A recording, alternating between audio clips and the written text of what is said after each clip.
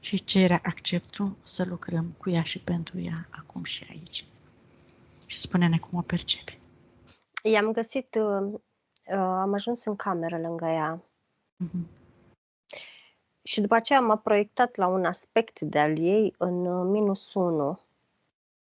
Este într-un fel de deșert din ăsta stâncos. Are niște prieteni de jur împrejurul ei. În mijlocul cercului ăstuia de prieteni percep ca un fel de foc stins și joacă un fel de barbut cu niște cărbuni încinși, ceva de genul.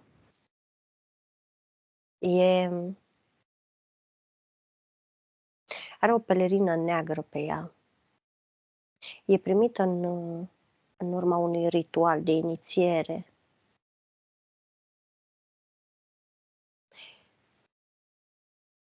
A fost o vrăjitoare foarte puternică a secolului XIV, îmi spune spiritul meu.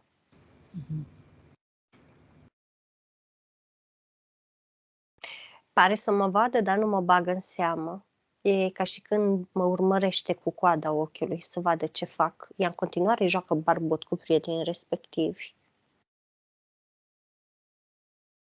Cât la sută din energia sufletului are acolo unde o vezi tu acum? Nu-mi permite să o ating. Nu-ți permite să o atingi. Ceea ce se întâmplă acolo E actual? Da, e este în paralel? un aspect de-al ei, da. E un aspect de-al ei, ai zis în -2, în dimensiunea În -1. În -1. Cine sunt prietenii ei? Poți să ne citești așa?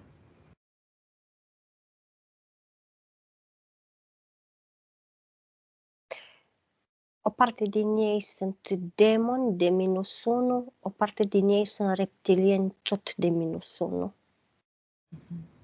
Ea este conștientă, îi vede cu adevărat, le Da. vede cu adevărat aspectele? Da. Sunt slujitorii ei. Cu care a lucrat probabil în viața de vrăjitoare și probabil în multe vieți. Colaborează cu ei. Încă colaborează și înțeleg că nu-ți permite să te apropii prea mult ca să-i citești informațiile, așa-i? Da. Așa, spune-i, te rog, că te-a trimis cineva, te-a trimis, cum să spunem noi, ca să accepte... Aspectul ei de aici, i-am spus că m-a trimis. Așa. Și a început să râdă în colțul gurii, în timp ce ea-și face treaba stând în cer cu... Păi dacă mă gândeam că nu percepe ce-i spui tu, că nu acceptă. Ba da, mă vede. Vorbește, doar că îmi spune că partea ei de aici știe de ea, este neajutorată. Okay. Nu-i place, este mică, este slabă din foarte multe puncte de vedere. Tocmai de aceea nici nu se ridică, ca să facă cunoștință cu ea, deși o percepe foarte bine. Păi da, dar iată, partea ei fizică are nevoie de acest aspect al ei și vrea să-și o aducă în corp ca să fie întreagă și să poată experimenta în deplină cunoaștere. Și pentru asta este nevoie de o comunicare între aceste două părți.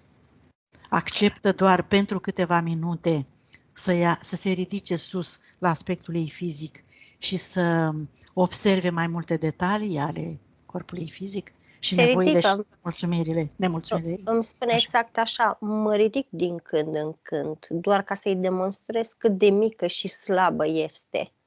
Mă plictisește și mă întorc înapoi.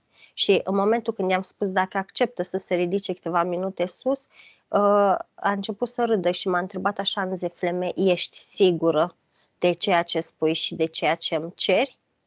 Adică în sensul că s-ar putea să vină degeaba. Da. S-ar putea să vină, dar să-mi dea replică cât să o trimite înapoi sau cât să o las să plece înapoi. Și am spus că nu o rețin în niciun fel, doar îmi doresc să colaborăm pe timpul sesiunii ăștia. Exact. Să accepte câteva minute, să vină sus alături de partea ei fizică și să stăm de vorbă câteva minute, atât. Și sigur că e liberă după aceea să facă ce vrea. Nu-i dăm noi nicio comandă, nu facem nimic. Noi doar comunicăm cu ele, cu cele două părți, ca să observăm mai multe, să înțeleagă și partea fizică mai multe informații. Acceptă? Este de acord, da. Bun, haide să vină sus. 1, 2, 3. Și să accepte să stea de vorbă cu noi câteva minute. De acord. Așa. Își mai amintește că ea are o parte din ea care se numește spirit și Da. suflet? Unde sunt aceste părți ale ei? Știe? Știe că are minte, asta îi pune foarte multe piedici, îmi spune aspectul respectiv. Apropo, am ajuns lângă partea ei de aici, în cameră. Se uită la ea și îmi spune exact așa, știu că am minte, asta mă împiedică. Asta mă manipulează, asta mă ține închisă. Știu că am spirit, dar ceea ce își dorește sufletul cu ceea ce vreau eu să fac nu se pupă, nu se leagă, astfel încât până picăm de acord am decis să ne despărțim.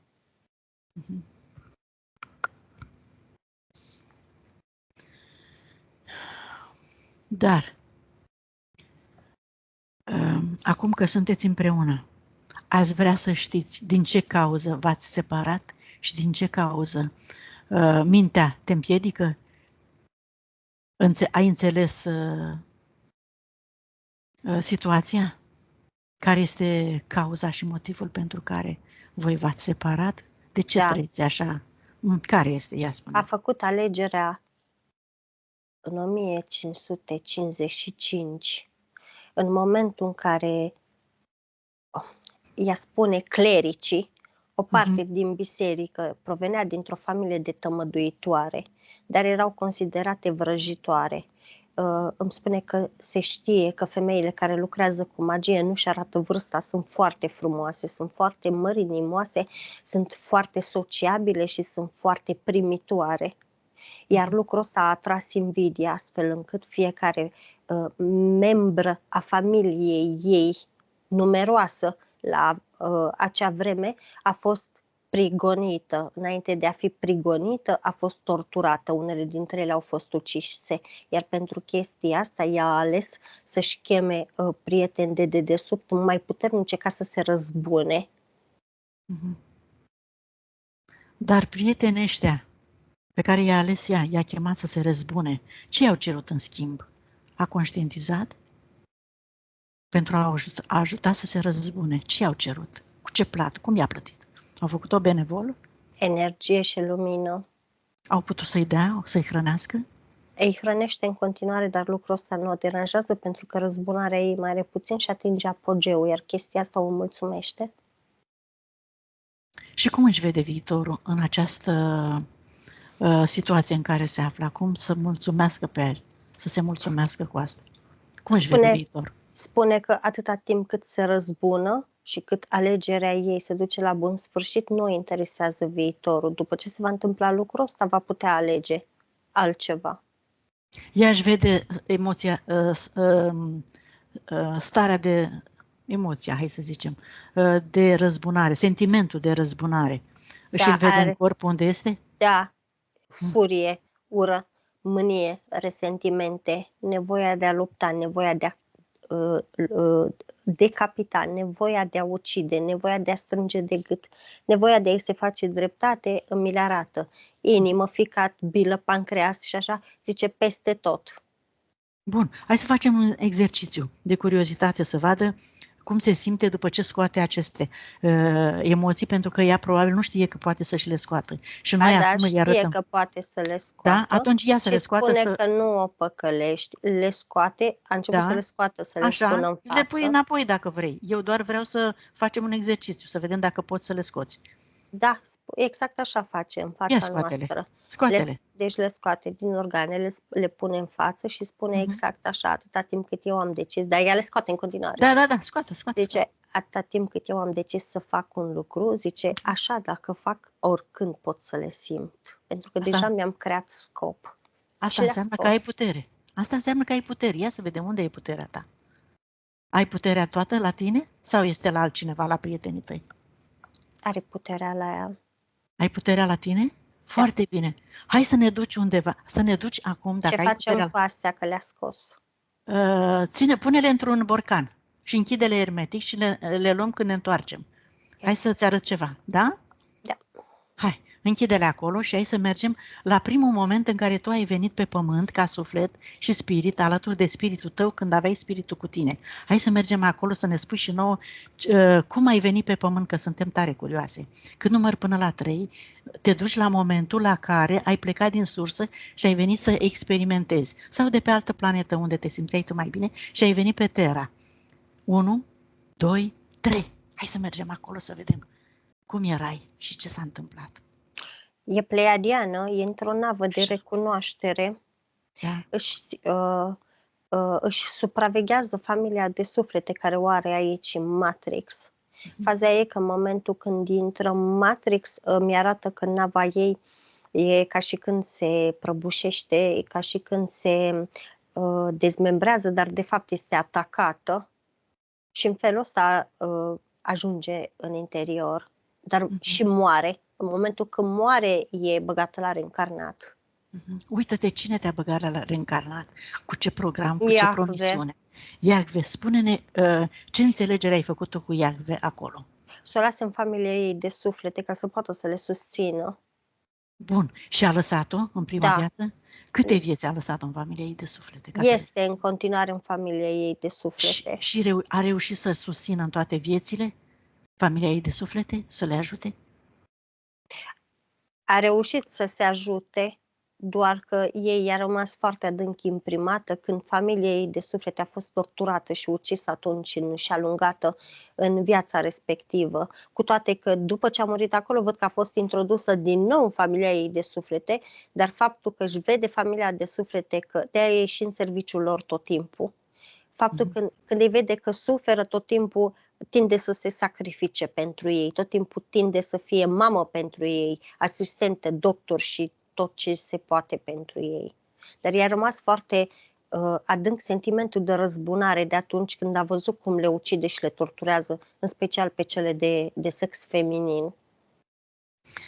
Să se uite acum să vadă sentimentul ăsta de răzbunare, unde se duce din ea, către cine, ce persoană se duce și cum și pe cine hrănește ea cu acest sentiment de răzbunare. Către superiorii prietenilor cu care joacă barbut.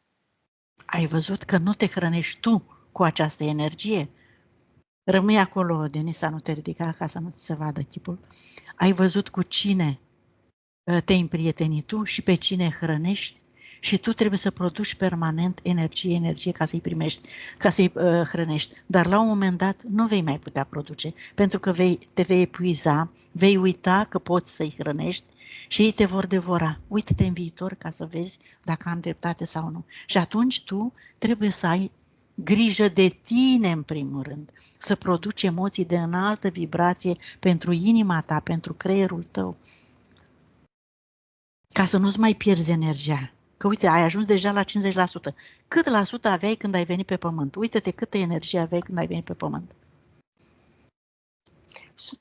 100%, dar n-am zis că are 50% acum. Sau cât ai zis că are? N-am zis că Sau are, nu mi-ai pentru zis? că nu m-a lăsat să o A, așa, scuze. Da, nu te-am lăsat să o atingi. Uită-te la viața din acum și aici, de unde am plecat noi, și observă cât la sută din energia sufletului ai. În aspectul din fizic? În aspectul din fizic este 39%, 40%. Așa. În aspectul de sus este 20%. În aspectul de jos? De jos, da. Dar, de jos este 20. Dar cum stăm noi aici în cameră, aspectul din fizic stă jos, iar aspectul ăsta la care l-am adus stă cu mine sus. Am înțeles.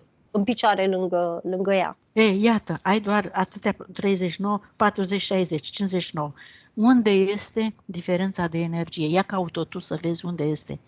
Cui ai dat tu energia sufletului de care ai uitat și nici nu mai știai că o mai ai și te simțeai epuizată și nemulțumită și te certai în plan fizic cu mama ta mereu și nu erai mulțumită de viață. Din cauza asta, ia vezi tu unde este restul de energie și adu-ți-l înapoi. La simpla ta chemare, pentru că comanda ta în corpul tău este lege pentru întreg universul. Acum cheamă-ți toată energia și adu-ți-o în corpul tău, în inima ta și să vezi de unde vine această energie. 1, 2, Nu Nu vrea? poate, știe că e în spațiu de stocare, îmi spune, doar că spiritul meu a spus exact așa, cât timp are contracte, nu i-o va Da, aduce nimeni așa e. înapoi. Bun, măcar să o vadă unde este și după Știe de aceea...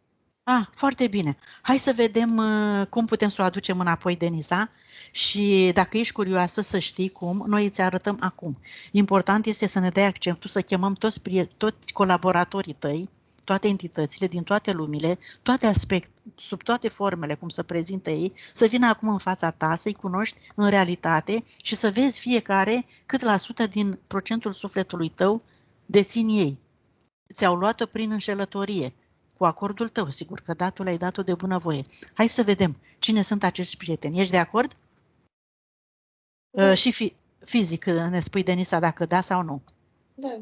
Ești curioasă. Bun, cheamă tu și în gândul tău ca toți acești colaboratori ai tăi din toate viețile, de când ai venit pe pământ, să vină acum în fața voastră. Amalia este acolo și te susține. Nu-ți faci nicio problemă, nicio grijă, doar voința să ți-o exprimi că vrei să-i cunoști. Și când nu număr până la 3, toate entitățile vor veni acum în fața voastră. 1, 2, 3. Absolut toți. Din totdeauna. Din toate experiențele tale. Iahve, Ra, Belzebut. Da. Ca niște arhangheli, dar tot reptilieni sunt și ăștia. Oricum sunt sub Iahve, au subcontracte ăștia. Primul om Da. și Satan. Bine. Acum observă câte contracte ai, Denisa, subliminal. Câte contracte, înțelegere ai, verbale, mentale, scrise, nescrise, acorduri de tot felul. Ai făcut înțelegeri cu ei să te ajute? Sau în diverse situații? Ia vezi câte înțelegeri ai cu ei. Câte sunt, Amalia? 846 de înțelegeri, pacturi, legăminte, ajutor, cocreiere, aliniere, apropiere și plus contractele. Adică toate s-au transformat în contract. Iată din ce cauză tu ți-ai pierdut energia, Denisa. Din cauza că prin aceste contracte și înțelegeri tu le-ai plătit cu energia ta ca să te ajute. Poate că te-au ajutat, dar te-au ajutat să-ți construiești sentimente destructive care te-au tras în jos și te-au făcut să nu mai știi de familia ta, să nu mai poți să-i ajuți, să nu-i mai înțelegi.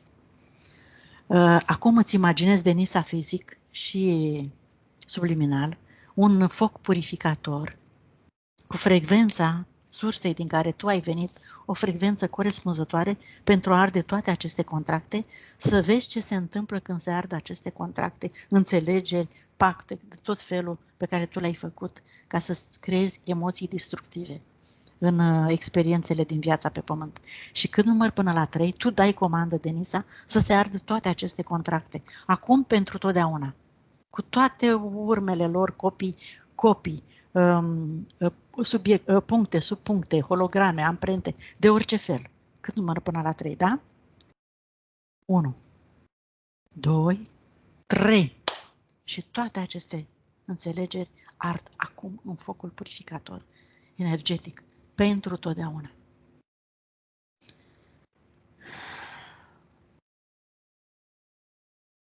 Observ că cu cât se ard, cu atât aspectul ăla care era negru cu pelerină se albește. Foarte frumos. E ca și când ceva curge, se prelinge, se transformă. Negrul ăsta se transformă. Iată, Denisa, și se instalează acum starea ta de bine, de fericire, de bucurie, de mulțumire, că ai avut puterea să faci așa o schimbare în corpul tău energetic. S-au ars toate, Amalia? Sau mai ard încă? S-au ars, unele încă sunt puse pe foc și în momentul ăsta o văd că țipă, e ca și când e un răgnet de la al aspectului ăstuia de eliberare, de frustrare, de neputință.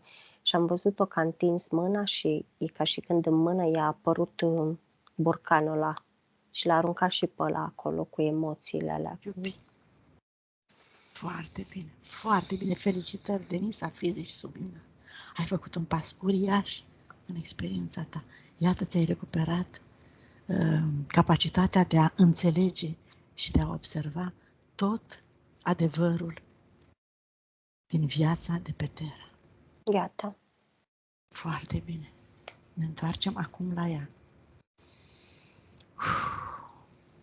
Hai să-i citim, să-i scanez corpul Amalia, să vedem ce implanturi, ce programe i-au lăsat în corp destructive și să-i le scoatem pe absolut toate.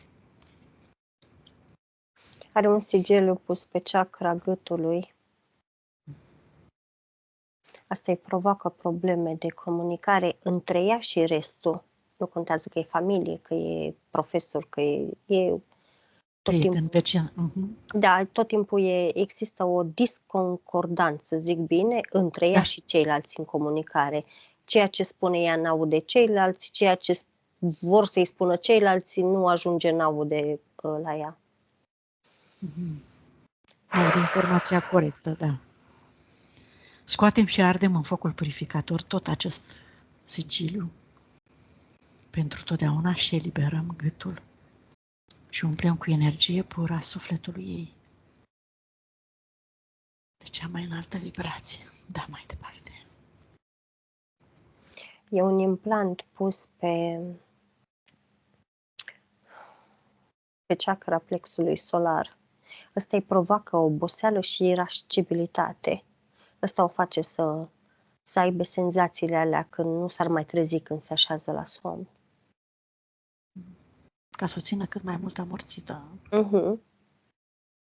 Scoatem afară și ardem tot, transformăm în energie pură. E conectată la sursa falsă, văd.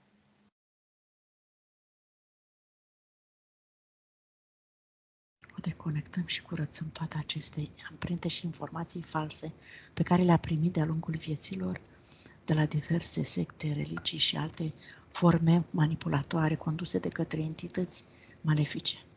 Ardem. Și în ceafă e conectată la calculatorul central. Wow! Bun, o deconectăm și ardem tot. Curățăm amprentele de acolo, pentru că ea refuză să mai dea energie cuiva, să mai colaboreze, pentru a crește șansa de a manipula omenirea de acum încolo și dorește să-și ajute sufletele, nu să le îngenuncheze cum a făcut până acum, prin contractele și programele lor. Și se deconectează și sare în aer tot ceea ce ea, energia pe care ea a creat-o acolo. Se destructurează și se transformă în energie pură. În rinichi, în ambii rinichi, ca două scoarțe de copac.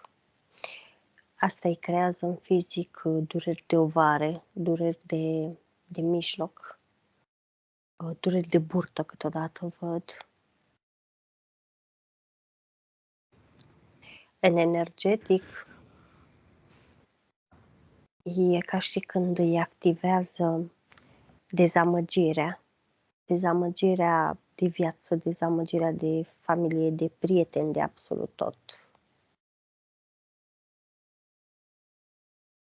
Scoatem toate aceste programe, influențe, le ardem în focul purificator, transformăm în energie pură.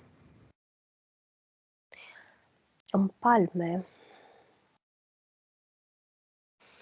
are foarte mulți, apropo, în fizic este o ciupercă, dar în energetic sunt foarte mulți paraziți astrali, larve astrale, foarte multă energie. Nanobiți? Nu. De la Crăva? Nu? Nu sunt nanobiți. Îs larve și paraziți astrali care tot mișcotează, dar ținând cont că percep foarte multă energie neagră, de jur împrejurul mâinilor ei, nu se curăță, nu-și face împământarea, nu... Nu era conectată cu sursa pură, desigur. Toate astea i-au adus. Exact, asta îi provoacă, acum îi le dă... A apărut spiritul ei? Ia uite-te. Sau să-l cheme. Este acolo, dar fac eu cu spiritul meu... Să asiste și el și pe măsură ce îi crește frecvența.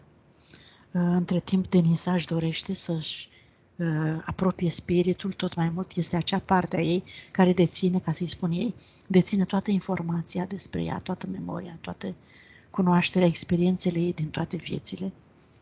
Să se apropie și să se integreze. Să-l iubească. E singurul care o iubește cu adevărat și o poate ajuta în orice situație. Dar și cărbunii aia cu care se juca ea, văd că au avut o influență foarte mare. Știi, barbudul ăla cu care îl juca ea cu ambele palme și arunca. O ardeau, da, da. Da, demonii o țineau acolo, da. Da, s-au Super. îndepărtat. Nu-i mai percep, nu mai mi-arată, nu vrea să mă mai lase mai mult de atât. Nu-ți mai arată? Nu mai vrea să scoți nimic? Dacă Nu. are implanturi, programe? Nu. Mhm. Îmi Hai să spune că vedem. e suficient. E suficient. Hai să vedem dacă are ceva emoții de aruncat din trecut care o perturbă și o blochează în a fi fericită în aici pe pământ. Dacă are vinovăție, frică, durere și vrea să le scoată, Peste tot, în special în cap. să le scoată, să vadă ce bine se simte fără ele. Suferință pe toate planurile, răzbunare, ură, furie, dacă mai are vreo amprentă. Suferința o are foarte adânc imprimată în cap. Suferința și frica, astea au făcut-o să albească prematur. Iată, poate să le scoată. Îi percep că i-au depigmentat. E ca și când i-au inhibat melatonina. Wow! Să le scoată ca să poată să refacă. Și sacrificiu, dacă mai are programul ăla cu care a venit ca să se sacrifice pentru alții. Îl are Pentru că nu e în bine. Așa, să scoate, că nu e bine să poarte acest program de sacrificiu. Face în măsura în care poate ea și se simte bine și e sănătoasă. Vinovăție, frică, grijă excesivă, stomac, neacceptare, gât și inimă, îndoială, tot. atașament, dependență. Gât, cap, inimă, ficat, pancreas, vezică, Nemulțumire, neputință, tot. neajunsuri, mânie, regrete. Tot. Și rezistența la schimbare, toată să o scoată. Renic și gât și cap. Depresie, dacă Cap și inimă. obsesie, disperare. Cap și inimă. Foarte bine, felicitări, Denisa. Acum te-ai eliberat de toate aceste emoții. Și în continuare să vedem dacă mai are ceva de scos, de eliminat, dacă nu mergem la liniile Nu mi de arată potențial nimic. de suferință. Nu ți arată la linie de potențial nu de mă mai- suferință? La linii, da. În ea, pentru implante, bun. pentru astea, nu mă mai lasă. Am înțeles. Și Vrea să mai apropo, experimentezi. ambele aspecte s-au unit. Eram convinsă, da. S-au acceptat și s-au unit. Foarte bine. Felicitări, Denisa. Să vedem liniile de potențial de suferință. Pe Să le curățăm. singurătate și pe sacrificiu foarte mult reconstruite. Și pe certuri. Acum alege să le curețe, să le elibereze, să scoată toate aceste proiecte din viitor pe care ea vroia să facă aceste experiențe de ceartă, de singurătate și să-și curețe, să lumineze cu iubire, cu armonie, cu energie benefică în care să-și proiecteze tot ceea ce își dorește ea, pentru că acum poate să-și creeze în libertate alături de spiritul ei, nu sub manipulările entităților lumilor care o manipulau ca să-și scoată energie de la ea. Acum este curată, este liberă, este întreagă și poate să-și creeze tot ceea ce își dorește, sănătate, fericire, familie frumoasă, succes, job frumos, belșug, prosperitate, armonie, tot ceea ce ea își dorește și încă altele multe, tot ce vrea ea, e liberă să facă. Dar să o deconectăm apoi și de la egregoare, conștiințe colective și astale inferioare în care dădea energie. Da. Gata? A făcut-o? Da. Bun. Să chemăm toate persoanele din prezent, prieteni, vecini, colegi foști, familie toată, părinți, să curețe cordoanele cu ei. Acum ea partea ei subliminală și-a amintit cum să facă, știe ce înseamnă asta, cât e de important. Să curețe tot ceea ce a creat greșit, cu gândul, cu vorba și cu fapta, către ei, să ierte, să accepte, să se accepte, să ierte, să se ierte, să-i accepte așa cum sunt, să aibă încredere în ei, pentru că are încredere în ea acum și ceea ce are ea pentru ea oferă și altora, să curețe cu iubire toate aceste cordoane din toate timpurile și spațiile în care a creat aceste energii neplăcute și spune-ne dacă vezi ceva deosebit, să înțeleagă partea ei fizică, cu mama ei. Nu percep karmă grea, cu toți e karmic, dar nu e karma aia grea, e mai degrabă karma aia de contradicție, de supărare, de șicanare, de...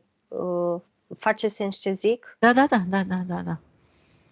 pentru că o țineau ăia în -1 și de aici plecau stările astea conflictuale. Da. Exact, adică nu, nici cu sora ei nu văd ceva șicane, de-astea, copilărisme, de-astea...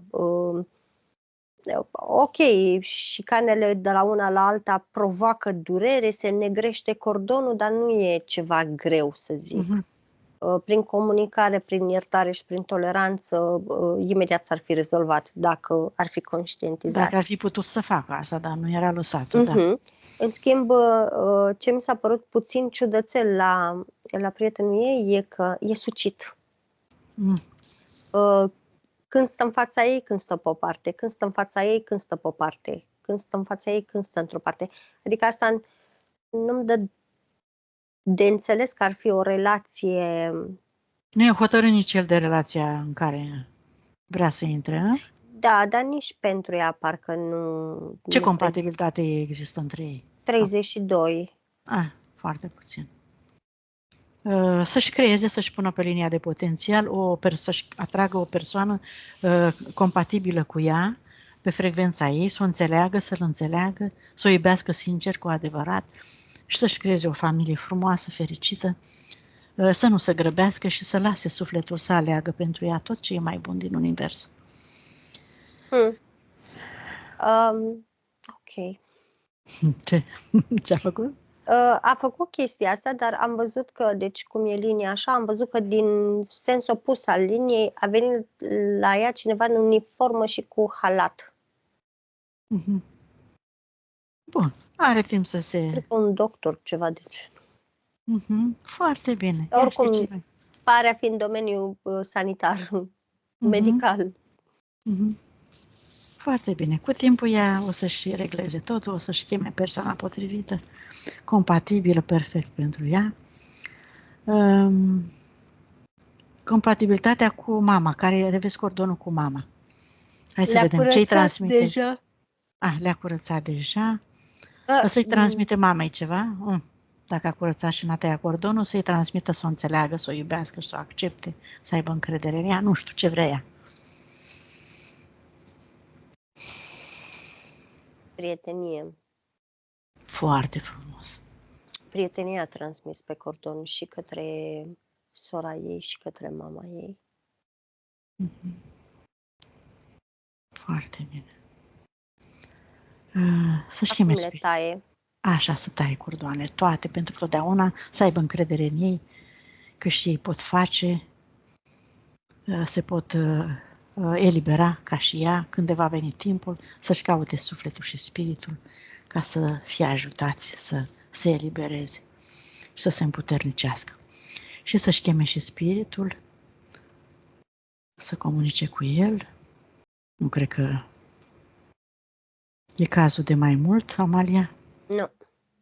Conexiunea cu energia pură a Pământului, hai să vedem, îi transmit Denisei fizic, să-și imagineze, dacă ne auzi Denisa, să-ți imaginezi din centrul tălpilor tale, oricum se face, sufletul și spiritul tău fac asta, dar vreau să lucrezi și tu cu imaginația ca să înveți să lucrezi cu tine, să te ajuți pe viitor. Îți imaginezi din centrul tălpilor tale 2 fascicule de energie pură, strălucitoare, curate, albe, luminoase, galbene, cum vrei tu să ți le imaginezi, care cresc și se adâncesc până în centrul Pământului, unde întâlnesc acolo, îți imaginezi o sferă mare, luminoasă, de energie strălucitoare, cu care te conectezi și te învălui în această energie și până în creștetul capului tău, acum aici, ești plină de energie și toate locurile rămase libere după ce s-au scos acele implanturi și emoții și programe destructive, acum se luminează, se umplu și se luminează și tot corpul tău radiază de această frecvență a iubirii necondiționate a Pământului care te hrănește, îți produce hrană, energie, magnetism pentru a te susține pe Pământ. Să fii conștientă de legătura ta cu această energie a Pământului care te ține în viață. Și acum din creștetul capului, un alt fascicul de energie se răsfrânge asupra ta, în jurul tău și caută frecvența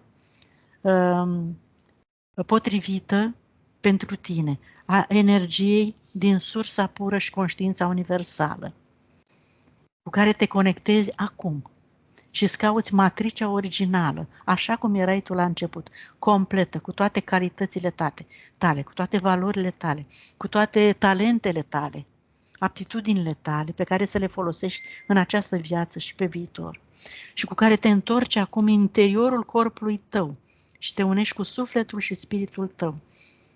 Îți activezi toate memoriile și puterea inimii pentru sănătate totală, perfectă și permanentă. Accepți și integrezi energia masculină cu energia feminină.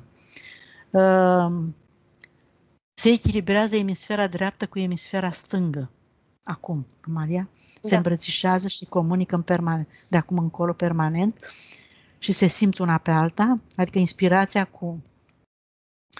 cu rațiunea, integrarea celor 3 părți, suflet, spirit, minte. În cap. Foarte bine, curățăm casa, extindem energia, curățăm din câmpul ei, toate amprentele trecutului neplăcut, suferințele, amintirile neplăcute, tot ești acum în noua energie, ești ca un nou născut, ești refăcută în totalitate și toate aceste câmpuri le echilibrezi, le stabilizezi după culoare, formă, mărime, care vor constitui protecția ta permanentă și totală de acum încolo, de care îți vei aminti din când în când ca să-ți reechilibrezi câmpurile și să-ți menții protecția permanentă. Curățăm casa, spațiul în care ea locuiește, toate obiectele, am închis toate un lucrurile. portal la ea.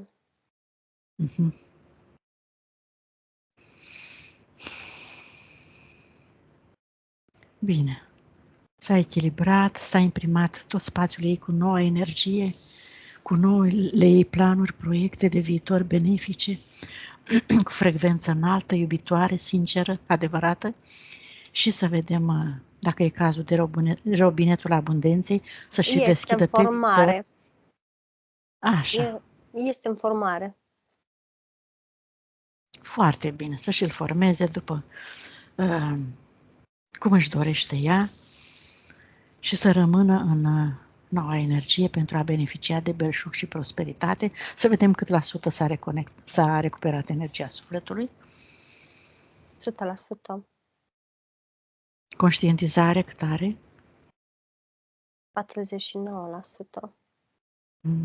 Metabolizare câte zile?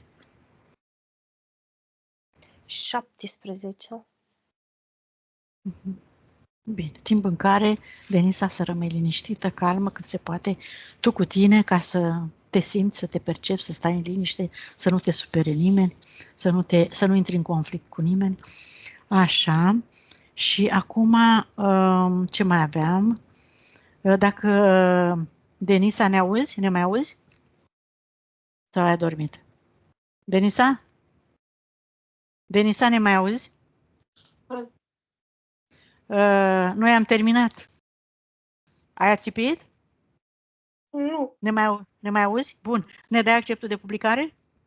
Stai Nu. acolo că n-am terminat. N-am terminat, rămâi acolo culcată. Spunem dacă ne dai acceptul de publicare sau mai vorbim după aia.